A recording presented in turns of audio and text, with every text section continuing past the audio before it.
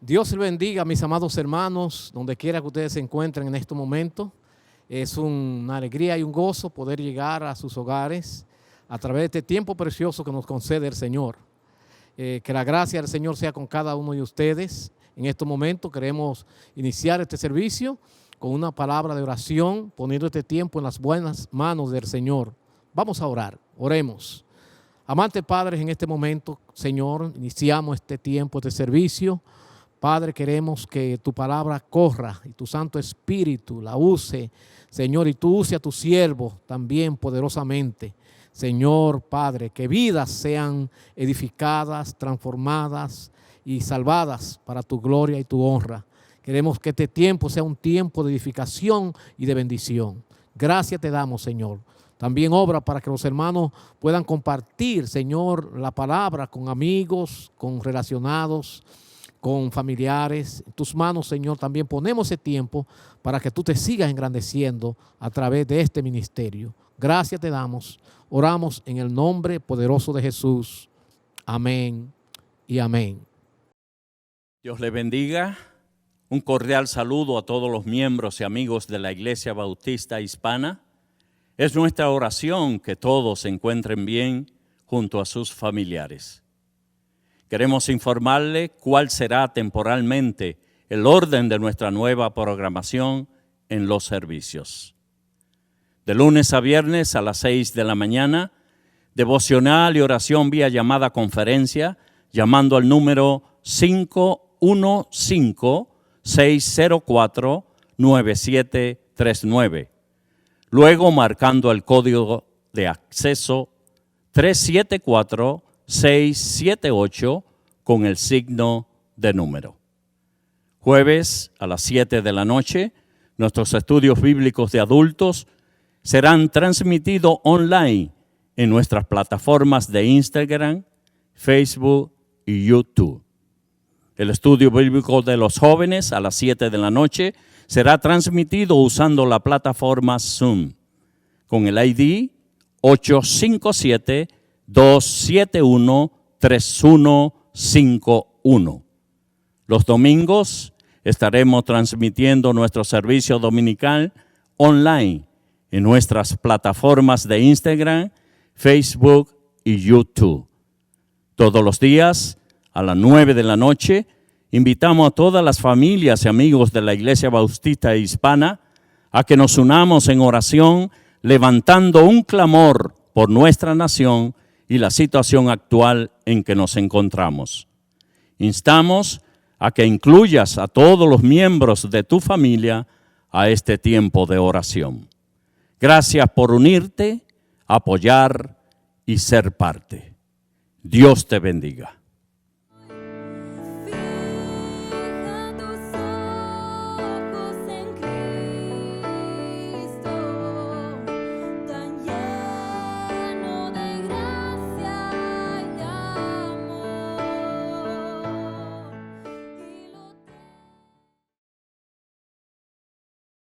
Dios es fiel. Él es fiel en todo tiempo, en todo momento, en tu dificultad, en tus adversidades. Dios es fiel. Y más lo podemos ver cuando permitimos que Él sea el centro de nuestras vidas.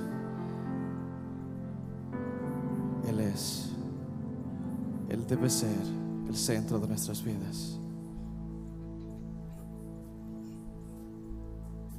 El centro de todo eres Jesús. El centro de todo eres Jesús. Desde el principio y hasta el fin, tú has sido y siempre serás Cristo. Cristo, dígale el centro de todo eres Jesús. El centro de todo eres Jesús. Desde el principio y hasta el fin, tú has sido y y siempre serás Cristo. Cristo, tú eres el centro, nada importa más que tú.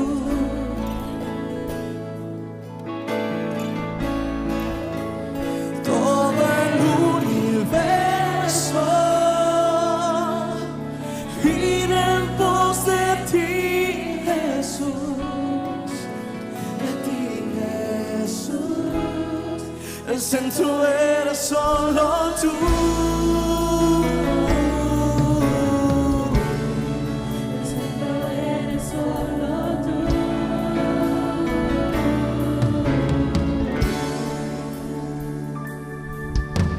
El centro de mi vida es Jesús.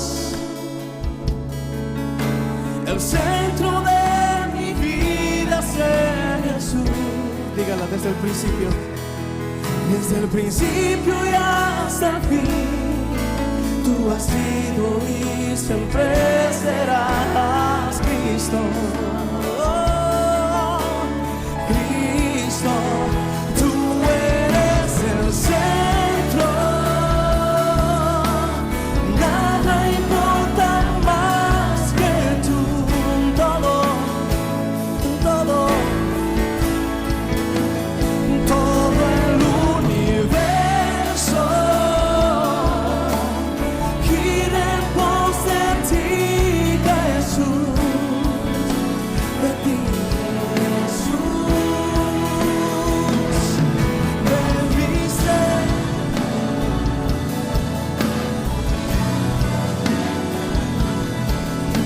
mi vida eres. Bendice hasta el cielo, Cristo es el centro. Mi vida eres tú, sin mi vida eres tú. Bendice hasta el cielo, Cristo es el centro. Mi vida eres tú, sin mi vida eres tú. Bendice hasta el cielo, Cristo es el centro. Mi vida eres tú, sin mi vida eres tú.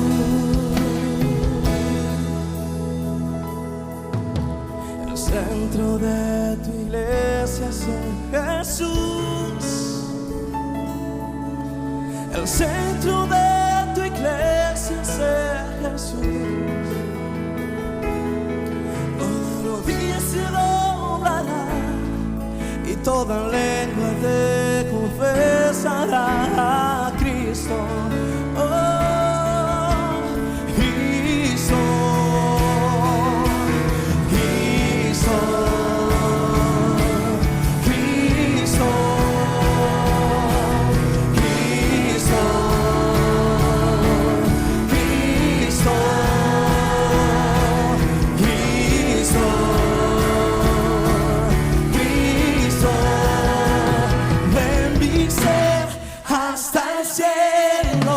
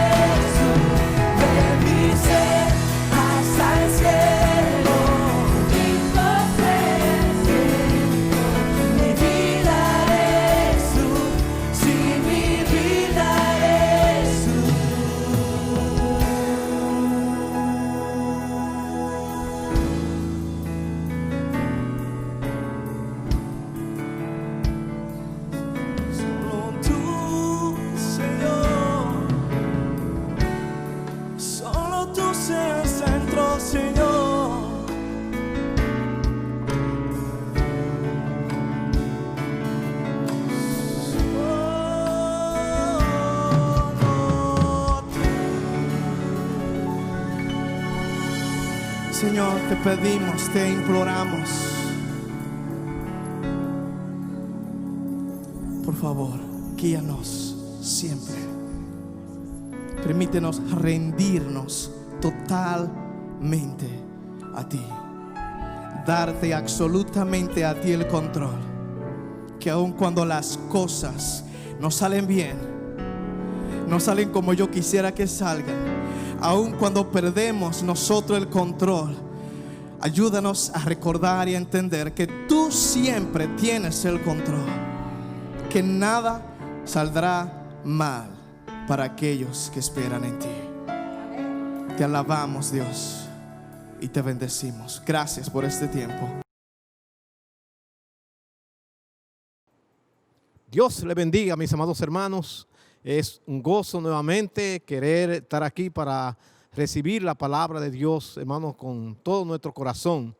En esta tarde, es un gozo tener con nosotros nuestro hermano Juan Alberto Valle, quien será el expositor de la palabra del Señor. Voy a pedir que nuestro hermano Valle pase por acá.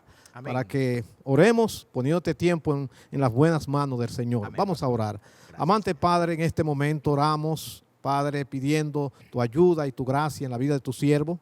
Señor, concede que tu siervo, Señor, sea guiado por tu Santo Espíritu. Padre, y que esta palabra que se va a compartir sea de bendición y edificación para muchas vidas. Amén. Señor, que lo escuchen. Gracias por este tiempo precioso que nos concede. Señor, usa a tu siervo poderosamente. En el nombre de Jesús oramos. Amén, amén y amén. Amén. Dios le bendiga, hermano Valle. Gracias, amén. Hermano Pastor José Reyes, muchas gracias. Dios le bendiga a usted también. Saludos, amados hermanos y amigos. Gracias por estar con nosotros en esta presentación con la Iglesia Bautista Hispana. Saludamos en esta ocasión, antes de comenzar con la predicación, a todas las madres dominicanas, siendo que este día es el Día de las Madres en República Dominicana. Así que comenzando por mi propia mamá Lidia y siguiendo por mi querida esposa, que está como mamá en proceso, y por su amada madre, que es como una madre para mí también.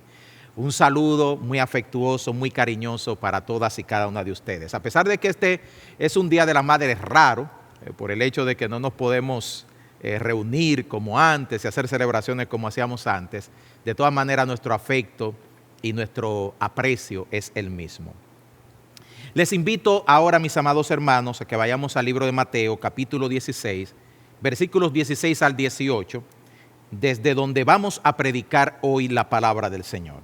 Mateo 16, versos 16 al 18 dice: respondiendo Simón Pedro dijo: tú eres el Cristo, el Hijo del Dios viviente. Entonces le respondió Jesús: bienaventurado eres, Simón, hijo de Jonás, porque no te lo reveló carne ni sangre, sino mi Padre que está en los cielos. Y yo también te digo que tú eres Pedro, y sobre esta roca edificaré mi iglesia, y las puertas del Hades no prevalecerán contra ella. Quisiera tratar y hablar el tema, mis queridos hermanos y amigos, la iglesia, lecciones de la historia y de la cuarentena. Les invito a que nos vayamos atrás en la historia un poquito, bueno, un poquito bastante, porque vamos al año 60 después de Cristo, cuando gobernaba Roma un emperador llamado Nerón. Él estaba sustituyendo a su padre Claudio, quien había muerto en el año 54, y nos dice la historia que Nerón desató una de las persecuciones más cruentas y crueles que ningún emperador haya desatado en contra del cristianismo. En aquel tiempo había mucha superstición, se vivía en una sociedad que era politeísta y se creía que los dioses estaban enojados en contra del imperio porque los cristianos adoraban a un solo Dios y se rehusaban a adorar a los otros dioses. Así que en base a esa superstición había un rechazo, un odio y hasta un miedo hacia los cristianos.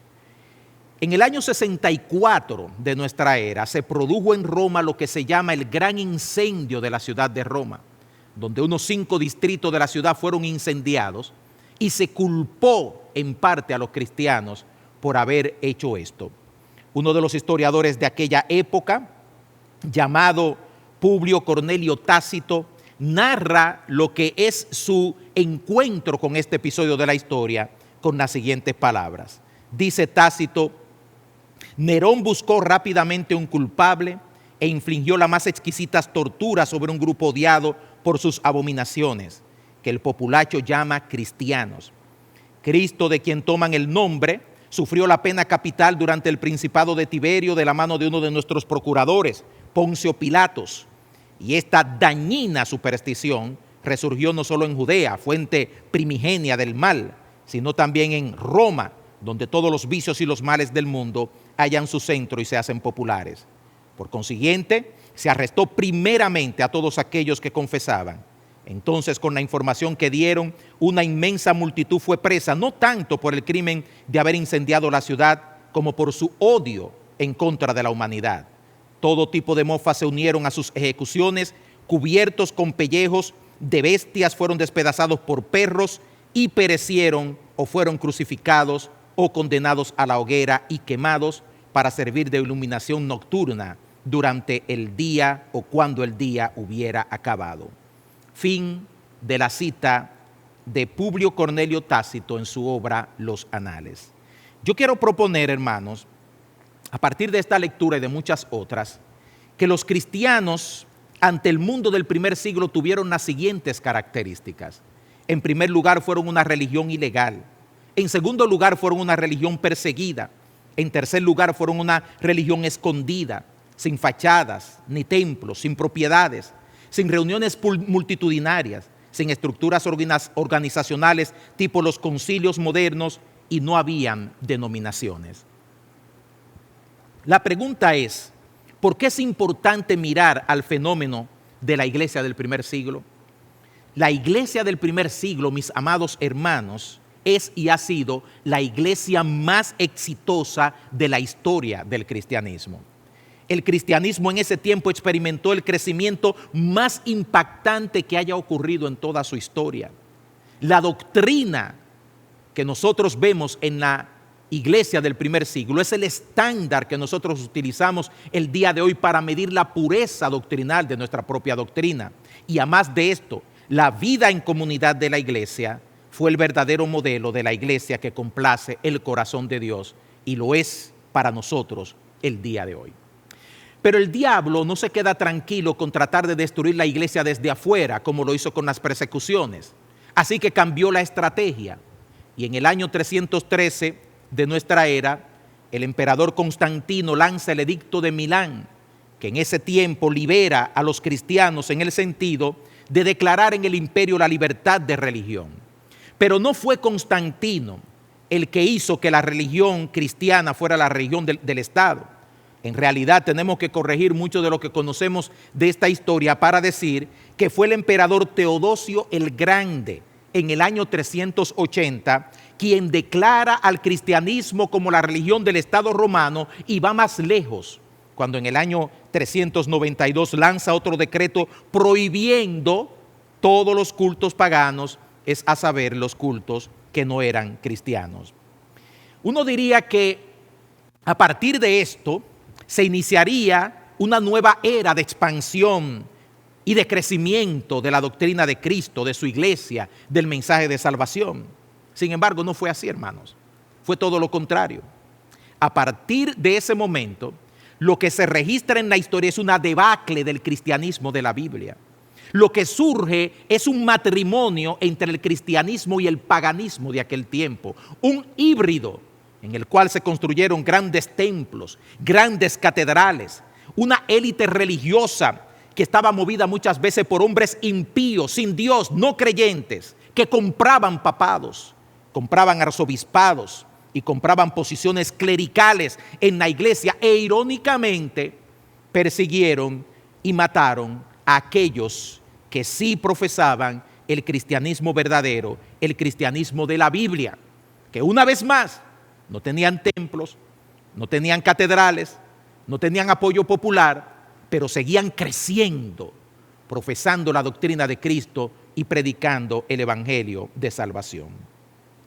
La lección de estos eventos es lo que nos dice el texto que nos ocupa, mis queridos hermanos, que a la iglesia de Cristo nada la detiene. No la detiene imperio, No la detiene ejército, no la detienen leyes, no la detienen gobernantes, no la detiene la persecución, la espada, y no la detiene la pandemia ni la cuarentena. Pero también la historia nos muestra los peligros del engaño del mundo. Cuando la iglesia perdió el norte, amados, la esencia, y se convirtió en una religión más, en un arma de la política, en una religión que enriquecía a los que llegaban a las élites y se encumbraban. El oscurantismo, amados, cubrió para aquel entonces el mundo y la tierra, y un remanente, solo un remanente de creyentes que predicaba la palabra de Dios, exponiendo sus vidas, quedaba para llevarle luz al mundo en tiempo de tanta oscuridad. Yo creo que de la misma manera, en nuestros días, la iglesia ha enfrentado los embates de convertirse, mis amados hermanos, en un negocio y convertir a los cristianos en meros espectadores de eventos, de escenarios. El facilismo, la falta de compromiso, el deseo de reunir multitudes ha desvirtuado el original de Dios en cuanto a lo que es y siempre ha sido la iglesia del Señor. La iglesia no es sencillamente, hermano, un grupo de personas que se reúnen en un lugar, rostros sin nombres, ocupando asientos, sin compromiso, sin trato, sin interés los unos por los otros.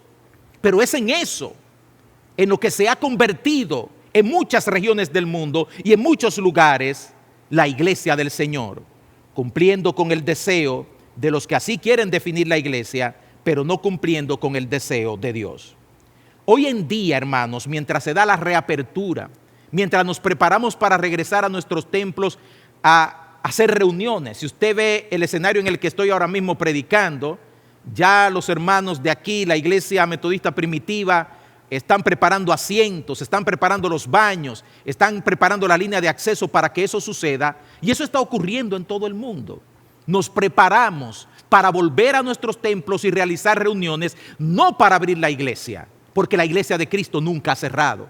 La iglesia de Cristo somos nosotros y es el llamado de Dios a que lo seamos en todo momento. Mientras el mundo se prepara para reabrir templos y reiniciar reuniones, yo creo que es importante que nos revisemos. Yo creo que es importante que hagamos un compromiso de no olvidar ni las lecciones de la historia, ni las lecciones que Dios nos ha dado en virtud de la presente pandemia y cuarentena mundial. Es necesario, hermano, que no olvidemos. Es necesario, mis amados hermanos, que nos revisemos y que al regresar a nuestros cultos, que no van a ser normales, podamos hacerlo con la perspectiva correcta de la iglesia que Dios siempre ha querido. Y yo quiero compartir con ustedes 3 de esas lecciones. Voy a compartir 2 en extenso y quizás la tercera brevemente, esto básicamente por razón del tiempo. En primer lugar, la iglesia de Cristo somos nosotros los creyentes. La iglesia no soy yo, la iglesia no es usted, la iglesia no es un asunto y un tema individual de cada persona. La iglesia somos nosotros. La palabra iglesia viene del griego eclesia. Y esta palabra eclesia está compuesta por 2 vocablos. El vocablo ek, que significa sacar fuera o fuera de, denotando el origen de algo. Y la palabra klesia, que viene del verbo kaleo, que significa llamar o convidar. En otras palabras, iglesia es sencillamente una asamblea. La convocación de algunos que han sido llamados con un propósito específico. Eso es sencilla y simplemente la definición de iglesia, una asamblea. Si usted hablara de iglesia en el tiempo de Jesús, en el tiempo de los apóstoles, el entendedor o la persona que escuchara a usted decirle iglesia, sencillamente diría, oh, una asamblea, una convocación de gente que ha sido llamada con un propósito o para un programa específico. En los términos bíblicos, Jesús nos dice sobre la declaración de Pedro, tú eres el Cristo, el Hijo del Dios viviente. Y en ese fundamento, en esa declaración, dijo Cristo que Él fundaría su proyecto de asamblea, un grupo de personas llamadas o convidadas bajo esa declaración. Desde ese tiempo, amados, y hasta el día de hoy, Ese ha sido el fundamento, el origen y el destino de la iglesia de Cristo.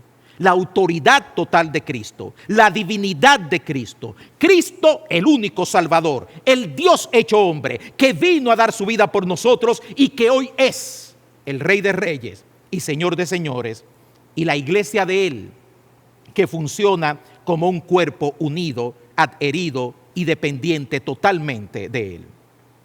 Yo puedo decir, y muchos lo dirían conmigo, que el enemigo de Dios ha tratado de distorsionar el verdadero sentido y la verdad de lo que representa la iglesia. Y mirando más allá del tiempo y de su ministerio, parecería como que el Señor Jesús estuviera mirando a la pandemia que nos ha ocupado con este coronavirus y al tiempo de cuarentena en el cual nos encontramos, para decir, porque donde están 2 o 3 congregados en mi nombre, allí estoy yo en medio de ellos. Mateo capítulo 18, versículo 20.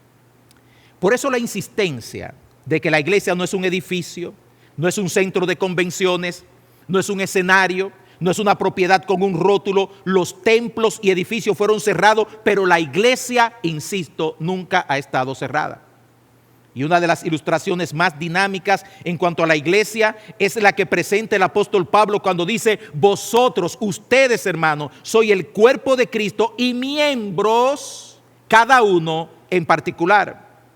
En Romanos capítulo 12, versículo 5, de nuevo el apóstol Pablo reitera: así nosotros, todos nosotros, hermanos, siendo muchos, somos un cuerpo en Cristo y todos miembros los unos de los otros. Romanos capítulo 12, verso 5.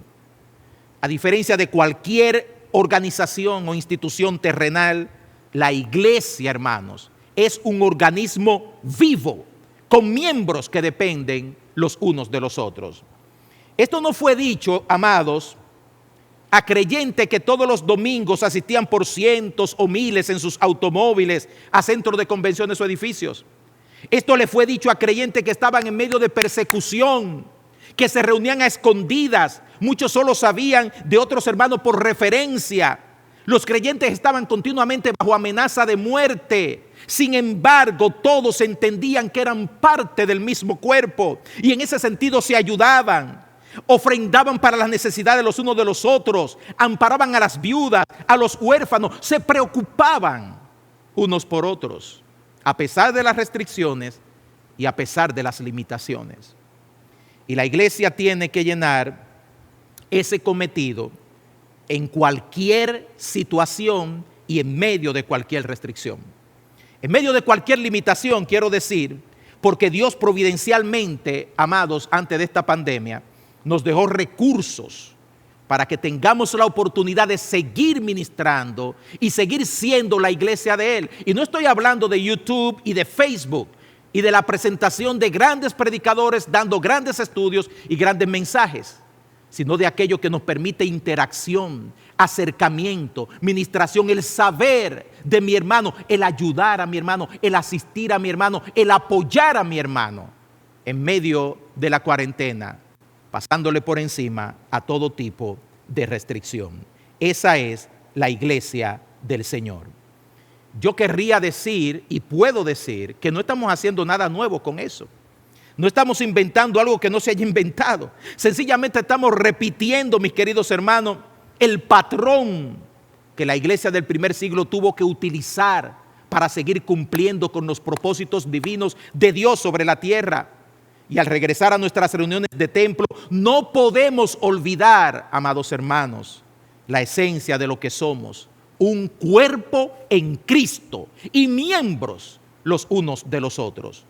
Una iglesia donde la gente sencillamente ocupa un lugar, un banco, un asiento y repite cada semana la misma experiencia, sin compromiso, sin interacción, sin identificación. Ese no es el plan de Cristo para su iglesia. No importa el número de personas que reúna, sea de muchos o sea de pocos, la iglesia somos un cuerpo, miembros los unos de los otros. La segunda lección de la historia y de la cuarentena: el cuerpo de Cristo está representado por la iglesia local. La iglesia local es un organismo autónomo donde cada asamblea vela por las necesidades espirituales de cada uno de sus miembros. Yo quiero decir, amados, que han sido las iglesias locales en sus comunidades las que mejor han respondido a las necesidades y realidades de esta pandemia. Las iglesias locales son el proyecto de Dios en el tiempo en que el mundo y las comunidades lo han necesitado. El apóstol Pablo se refirió a las iglesias locales, a los cuerpos de creyentes en cada ciudad y comunidad. En el libro de Colosenses le escribe a la iglesia de Colosas, en esa ciudad, en ese lugar en particular, una iglesia. En el libro de Romanos le escribe a la iglesia de Roma, la iglesia que se reunía en aquella localidad. En Efesios capítulo 1 le escribe a la iglesia de los Efesios, a esa localidad también. Segunda de Corintios, a la iglesia de los Corintios. Filipenses capítulo 1 verso 1, a la iglesia de Filipos. Segunda de Tesalonicenses 1:1, a la iglesia que está en Tesalónica. El Señor Jesús reconoció la autoridad de la asamblea de creyentes cuando dijo lo siguiente: si no lo oyere, dilo a la iglesia, y si no oyere a la iglesia, tenle por gentil y publicano. De cierto les digo que todo lo que atéis en la tierra será atado en el cielo, y todo lo que desatéis en la tierra será desatado en el cielo. Mateo capítulo 18, versículos 17 y 20. La constitución de una iglesia, amados hermanos, de una iglesia local, se basa en los mismos principios de Dios para el establecimiento de su iglesia universal. La iglesia local, el cuerpo de creyentes, en cualquier comunidad, está integrada por cada uno de sus miembros, donde cada miembro es también parte del cuerpo y miembro los unos de los otros en particular. Cada iglesia local, amados, recibe la autorización de parte de Dios para ayudar, para edificar, pero también para disciplinar a sus miembros. Y cuando la iglesia local hace esto, dice la palabra del Señor, lo que la iglesia ata aquí en la tierra, Dios también lo ata y le pone su sello allá en el cielo. En el libro de Apocalipsis, Jesús reconoció la autonomía y la autoridad de las iglesias locales cuando dirigió mensajes por separado a cada una de las iglesias que se encontraban en el Asia Menor. Y cada una de esas iglesias fue reprendida o celebrada dependiendo de lo que hubiera hecho. Y Dios entendió que cada una de esas iglesias era responsable de la vida espiritual de cada uno de los creyentes que asistía a determinadas congregaciones. Todo esto dicho para enfatizar, hermano, que hoy en día, mire, agradecemos profundamente, agradecemos por estos medios digitales que nos permiten asistir a los creyentes en medio de las restricciones. Pero líbrenos Dios de usar estas plataformas para transmitir la idea de que somos iglesia por solo presenciar a un predicador en un video de YouTube o en Facebook o en cualquier otra plataforma. Líbrenos Dios de usar estos medios para granjearnos seguidores que no funcionan y no pueden funcionar como miembros uno de otros por presenciar mensajes. Líbrenos Dios de no usar este medio sino para fortalecer el plan de Cristo de que cada iglesia local ejerza su ministerio aquí en la tierra, en la comunidad donde Dios le ha puesto.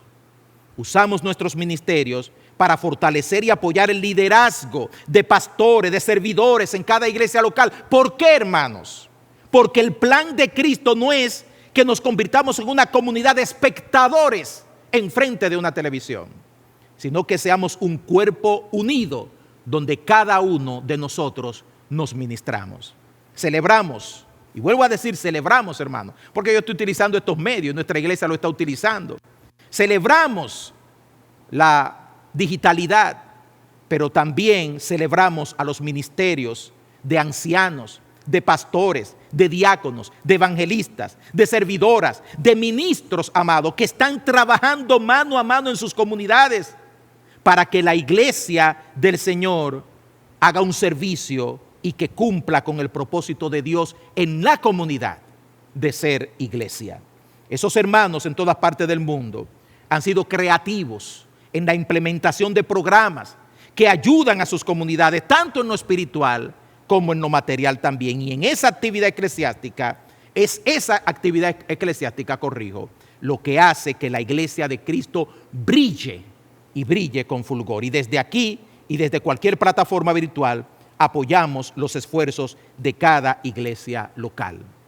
En tercer y último lugar, hermanos, no podemos olvidar a raíz de esta pandemia y a raíz de las lecciones de la historia, que la visión y misión primordial de la iglesia es ganar a tantos perdidos como nos sea posible. Yo sé, mis queridos hermanos, que queremos volver a abrazarnos. Yo sé, mis queridos hermanos, que queremos volver a adorar juntos y cantar mientras el grupo de adoración canta, nosotros hacerlo también, escuchar la predicación, qué sé yo, hacer tantas cosas que la coinonía nos permite hacer. Pero no olvidemos, iglesia, que el propósito primordial por el cual Dios nos ha dejado en la tierra no es para apacentarnos a nosotros mismos. Que el propósito principal por el cual Dios nos ha dejado en la tierra no se centra en la iglesia misma. Que el propósito principal por el cual Dios ha dejado su iglesia en la tierra está en Mateo 28, verso 18 al 20. Y Jesús se acercó y les habló diciendo: toda potestad me es dada en el cielo y en la tierra, por tanto, id y haced discípulos a todas las naciones, bautizándolos en el nombre del Padre y del Hijo y del Espíritu Santo, enseñándoles que guarden todas las cosas que os he mandado, y he aquí yo estoy con vosotros todos los días hasta el fin del mundo. Amén. Esa prioridad de la iglesia no ha cambiado. El centro de la misión y visión de la iglesia no es la iglesia misma. El centro de la misión de la iglesia es alcanzar a un mundo perdido que necesita a Jesús, que clama porque va al infierno y a la condenación eterna, y hay una sola manera en que ellos van a salir de esa condenación: si la iglesia de Cristo les predica, si la iglesia de Cristo los alcanza, si el mensaje del evangelio toca esas vidas y esos corazones, y esos pecadores son convertidos de las tinieblas a la luz admirable que Dios nos ha traído. Si la iglesia fracasa en ese propósito, en ese elemento, si la iglesia calla, si la iglesia nos convertimos en un fin en nosotros mismos y nos apacentamos y apapachamos a nosotros mismos, hermanos queridos, Dios no tiene otro plan.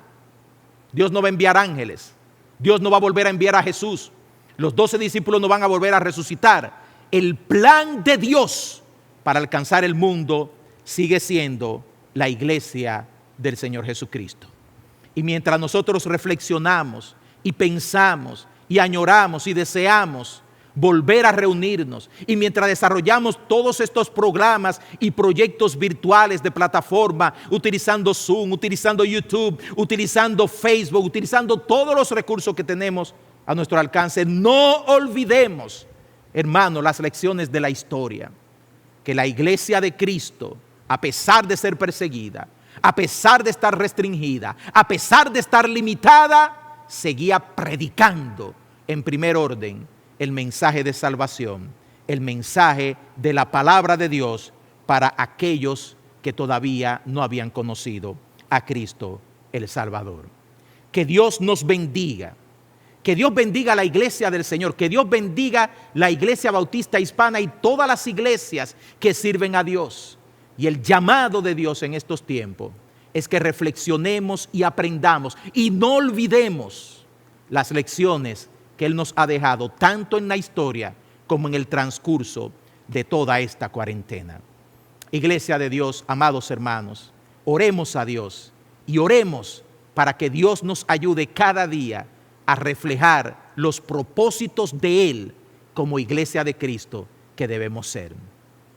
Padre Santo, gracias por tu palabra. Gracias, Señor, por tu amor. Gracias porque tú nos das el privilegio y la oportunidad de vivir en momentos de la historia, en espacios de la historia, en la humanidad, donde, Padre, tenemos que responder al llamado de nuestra generación. Y aquí estamos, Señor, como iglesia tuya, diciéndote que sí, Señor, nosotros queremos responder a tu llamado. Padre Santo, que queremos ser la iglesia que tú siempre has querido, una iglesia donde nosotros somos tu cuerpo y somos miembros los unos de los otros. No importa si nos reunimos en el templo o nos reunimos en una reunión virtual de Zoom, seguimos siendo tu cuerpo. Que, Padre Santo, tenemos este cometido este maravilloso cometido de seguir predicando tu evangelio a aquellos que no te conocen, alcanzar a los perdidos, amarlos, Padre Santo, y mostrarles que solamente a través de Jesús hay salvación. En medio de nuestros propios dolores, en medio de nuestras propias pérdidas, en medio de nuestros propios funerales, Padre Santo, en medio de nuestros propios enfermos, ayúdanos, Padre, a seguir predicando y proclamando ese mensaje de salvación que eres tú, nuestro Señor, y que el mundo sepa que nosotros somos tu iglesia, Señor. En el nombre poderoso de Cristo Jesús. Amén y amén. Gracias, Señor. Muchas gracias a nuestro hermano Valle por este tiempo tan precioso en la reflexión de la palabra del Señor acerca de este concepto tan bonito y tan precioso, hermanos, que es la iglesia de Cristo.